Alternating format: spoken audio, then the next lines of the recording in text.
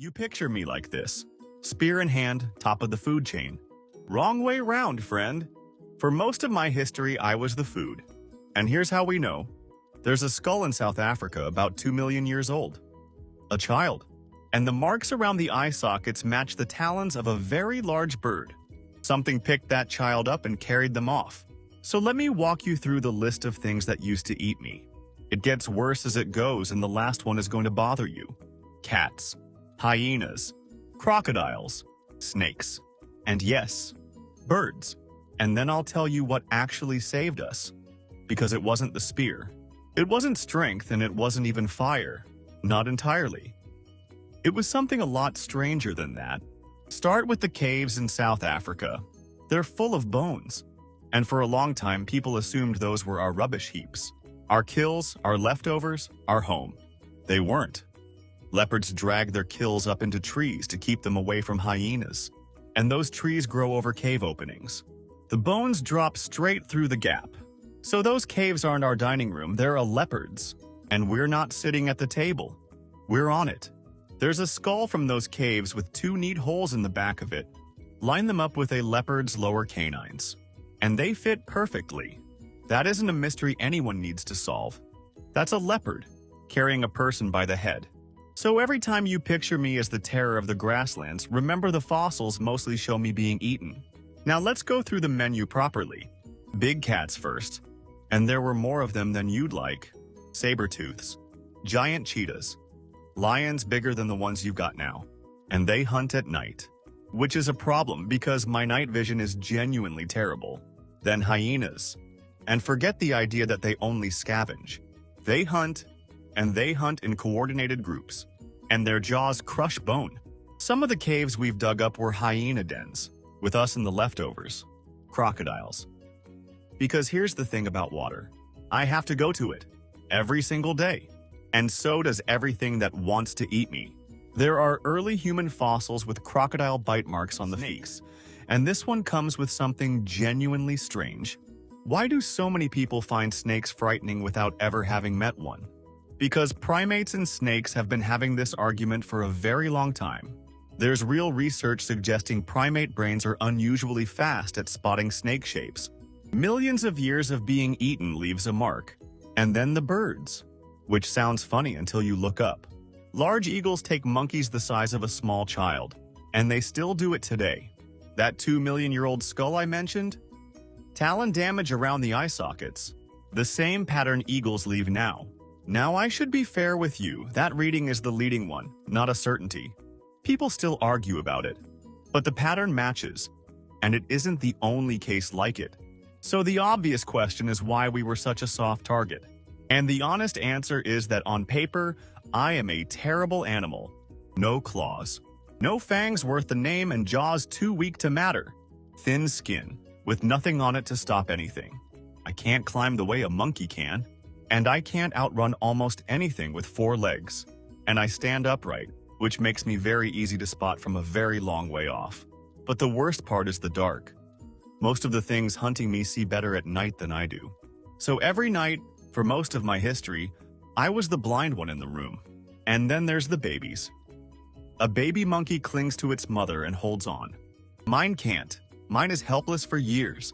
Which means for years, somebody has to be carrying the most attractive item on the menu. So how on earth is my species still here? Because it isn't the spear. Spears show up far too late to explain any of this. And before we get to the answer, I want to show you something even less flattering. Because for a long stretch, we weren't even hunting. We were queuing. The cats eat first. Then the hyenas. Then the vultures. And then, somewhere near the back of that line, us. Arriving at a carcass already picked over by everything with better teeth than mine. So we found the one thing nobody else could get to. Bone marrow. Everything else can strip the meat off. Almost nothing else can crack a heavy bone open. We could. Because we had rocks and we had hands. That was our niche. Not king of the savannah. The animal that turns up last and eats the bit nobody else can reach. Humbling. But it kept us alive and it fed a brain that was getting very expensive to run. What actually saved us? And the first thing is simply this. Numbers. A predator picking a target wants one animal. alone, and distracted. What it absolutely does not want is 8 of them standing together, all looking straight at it. And this is why we never all slept at the same time. Somebody was always awake. Not because we organized a rota, because the ones who didn't do that stopped having descendants. Then fire. Fire doesn't just keep you warm.